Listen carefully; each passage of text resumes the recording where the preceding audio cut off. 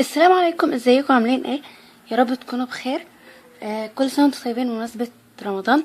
طبعا رمضان هيبدا بكره ان شاء الله، او شهر رمضان بكره يعني. فكل سنه وانتم طيبين. النهارده الفيديو هيكون افكار ابداعيه لشهر رمضان. طبعا حبيت اللي هي تكون افكار عشان تبقى عامه لحاجات كتير يعني، لان في حاجات مختلفه انا عاملاها. ف بس ما حبيتش كمان ان انا اعمل زينه، لان معظم اليوتيوبرز يعملوا زينه، فما حبيتش ان يبقوا نفس الحاجه يعني. حبيت ان هي تبقى افكار تانية. فالنهارده جايبه لكم 12 فكره هعملها معاكم. 7 منهم هعملها قدامكم، و5 مش هقدر اعملها لانه مش متوفره عندي الادوات بتاعتها او كده. ف يلا نبدا. طبعا انا هبدأ بالافكار اللي انا هقدر اعملها معاكم، وان شاء الله الافكار اللي انا مش هقدر اعملها معاكم تكون في اخر الفيديو، ولو الفيديو ما قضاش هتكون في جزء تاني ان شاء الله، يعني اللي هو الفيديو اللي بعد ده. فتابعوا الفيديو للاخر، لان الافكار بجد حلوة، ويعني جميلة ابداعية او كده، فعجبتني جدا، فحبيت اشاركها معاكم يعني. اول فكرة هي فكرة مبسطة وسهلة جدا، وجميلة في نفس الوقت، انتوا تاخدوا عليها اجر، اللي هو الشخص اللي عملها هياخد عليها اجر ان شاء الله. الفكرة ديت اللي انا اجيب كيس او شنطة زي ده، من اللي بيتقفلوا اللي هم دول، بيبقوا يتقفلوا كده. وهجيب سبحة، اي سبحة، و اللي هي السجادة اللي هي بتبقى جوه كيسة صغيرة كده، بتبقى مخصصة اللي هي اخدها معايا في اي مكان، بس انا ما عنديش منها يعني، فما قدرتش اجيبها. وهحط الحاجتين دول، هحط السجادة هنا، هي بتبقى صغيرة اصلا، بتبقى في كيسة. لو قدرت اجيب لكم صورة هتبقى دلوقتي باينة قدامكم يعني، لو قدرت. اوكي بس. واحط السبحة جوه الكيسة مع السجادة، واقفلها واوزعها على اي حد يعني، اديها مثلا لاي حد من اسرتي، من عيلتي، اي حد مش عارفاه اصلا يعني، بس عشان اخد عليها اجر او كده. فدي كانت الفكرة الاولى. الفكرة التانية هتكون اسمها فانوس رمضان. الفكرة ديت عبارة عن ان هجيب ازازة عادية، او سوري، فانوس اسئلة. اوكي. هجيب ازازة عادية ومقص وقلم. طبعا الاول هغسل الازازة ديت، وبعدين اشيل منها الورقة اللي عليها، واحط جواها اسئلة. احط جواها 10 اسئلة، اي حاجة يعني على حسب حجم الازازة نفسها. فانا الازازة ديت صغيرة، فهحط فيها بس 10 اسئلة، وكل 10 ايام بحط اسئلة تانية. فانا مثلا لو احط 10 اسئلة، كل يوم شخص من العيلة او من الاسرة اللي انا قاعدة معاهم يجي يسحب سؤال ويجاوب عليه. الاسئلة ديت طبعا هتكون دينية، عامة، اي حاجة، بس انا هعملها اسئلة دينية. فاول حاجة هاخد الازازة، وبعد ما غسلتها ونشفتها خلاص، هشيل الورقة اللي عليها.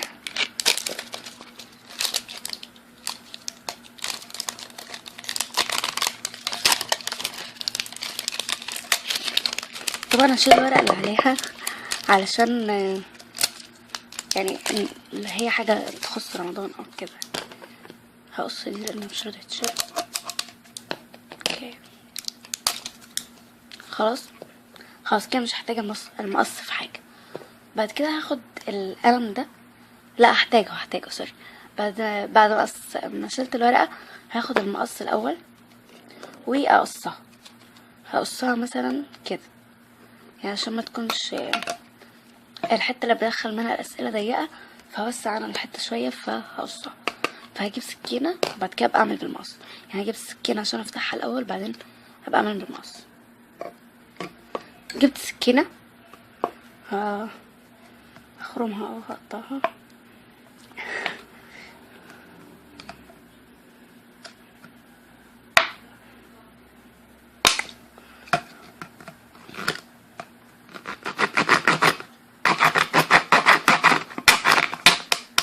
خلاص اتقطعت من هنا هاخد دلوقتي المقص واكمل.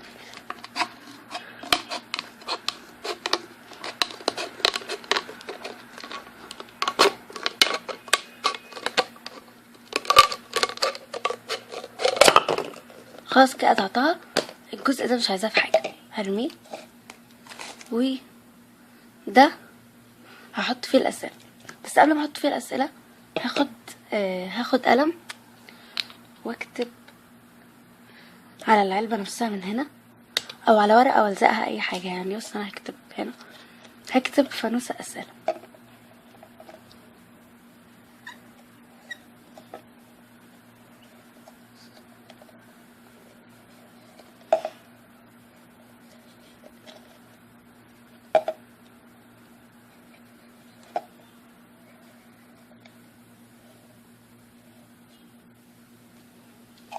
خلاص كده كتبت فانوس الاسئله. ممكن نزينه باي حاجه ثانيه لو انا عايزه، او اني اسيبها كده عادي يعني. فانا عن نفسي هسيبها كده. دلوقتي هجيب الاسئله، طبعا هبقى مطبقاها بالطريقه دي واحطها.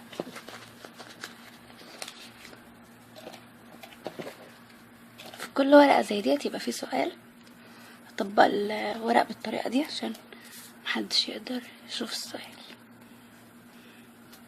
وبس واحطها. وفي اي وقت انا عايزاه، اللي هو انا مصممه الحاجه دي او اللي انتوا صممتوه يعني، اوكي، وتبقى انتوا المسؤولين عن الحاجه دي. على فكره تقضي اكتر، فانا ممكن ازود كمان 30 يعني، يبقى واصلين لحد 30. وكل يوم اسحب ورقه. طبعا القلم اللي انا كتبت بيه لازم يكون ما بيمسحش، ما يكونش بتاع سبوره، لان السبوره بيتمسح من على السطح اللي زي ده، فلازم يكون ما بيمسحش. بس دي كانت الفكره التانية. الفكره التالتة هتكون اسمها لوحه الاذكار. الفكره دي تحتاج فيها ورقه A4، ورق زي ده اللي هو بيتلزق، وقلم. طبعا انا صورت وانا بلزق الحاجات دي وكده، لكن الفيديو اتمسح، معرفش ايه اللي مسحه. فاوكي هقول لكم عملت ايه. جبت الورق ده ولزقت منه 6 على ورقه الA4، على يعني الكميه اللي هي خدتها، بس هي مقضيه 6 بس. وكتبت على كل ورقه ذكر معين. وبعدين اللوحه دي بتتعلق في مكان يقدر كل الناس اللي في البيت يشوفوه، علشان مثلا لو حد مر عليها او عدى عليها يقرأ الأدعية دي او الأذكار دي، وساعتها الشخص اللي كتبها هياخد ثواب. فدي كانت الفكرة التالتة.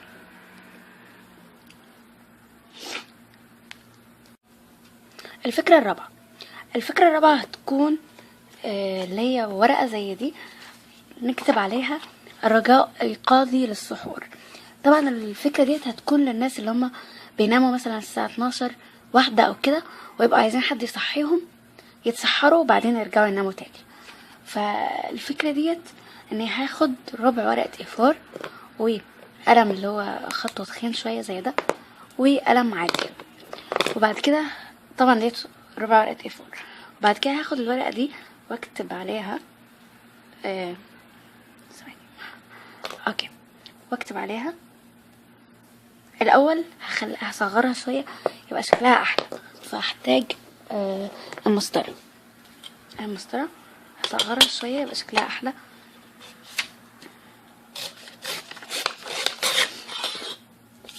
بالطريقه دي. وبعدين هاخد الورقه دي و اجيب غطا اي حاجه زي دي مثلا، واقطعها شويه يعني، اخطط عليها سوري بقلم رصاص كده. هاخد القلم واعمل دايره كده على حدود اللي هي دي. خلاص كده عملت الدايره. دلوقتي هاخد المقص واقص الدايره دي. ثواني هعملها كده عشان الحوافي بتاعتها ما تتقصش. خلاص اتقطعت. طبعا هحاول ان هي ما تقطعش اكتر من كده يعني عشان ما تبوظش شكل الورقه. بعد كده هبدا اقطع الدايره دي. طبعا الدايره دي لزومها اني كنت بقول لكم الدايره دي الهدف منها ان اقدر اعلق الورق ديت على الباب بتاع الاوضه اللي انا بنام فيها، عشان لما حد يشوف الورقه ديت وقت السحور يفتكر يصحيني. كيف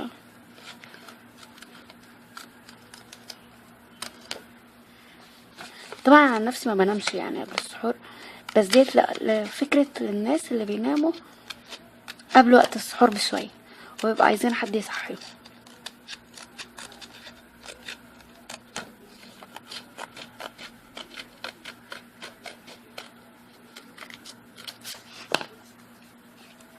خلاص دلوقتي قطعتها، هاخد القلم ده واكتب هنا في الحتة الفاضية دي الرجاء إيقاظي.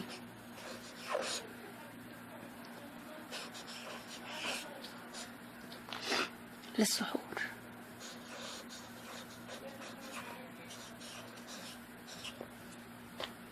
بس هاخد القلم ده، ومثلا لو عايزه ان يبقى شكل الورقه احلى شويه، ان مثلا هحدد على الحروف من هنا كده، هوريكم شكلها لما اخلص. طبعا انا هحدد كده الاول، اوريكم ازاي كده بحيث ان يبقى الحرف باين اكتر او يبقى شكله احلى يعني. فبس هكمل وارجع لكم. كده نكون خلصنا الفكره الرابعه.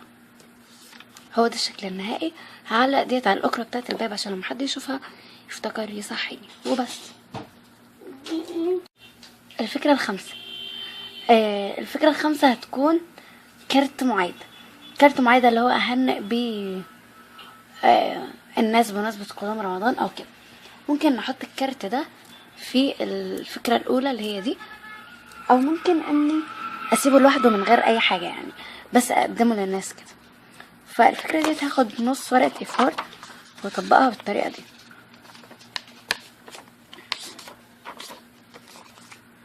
بعد كده اكتب هنا، اكتب جوه، افتحها كده واكتب جوه بالقلم.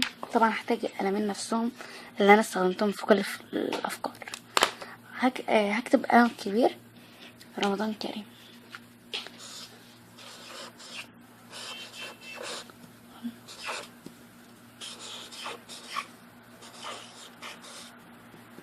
رمضان كريم. وبالقلم التاني هكتب برضو بس بخط كبير شوية، بس عشان ما ينفعش بده لان الجملة طويلة شوية، فمش هكتب بده، هكتب بقلم عادي بس برضو بخط كبير شوية. هكتب كل عام وانتم بخير.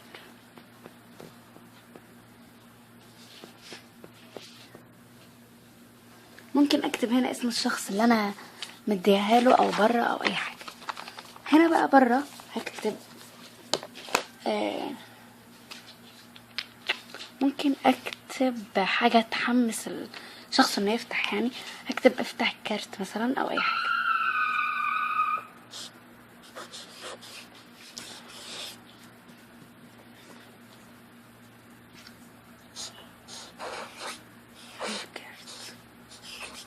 بس ودي كانت الفكرة الخامسة. فكرة سهلة وبسيطة وممكن افرح ناس بيها او كده. وهنا ممكن اكتب اسمي مثلا،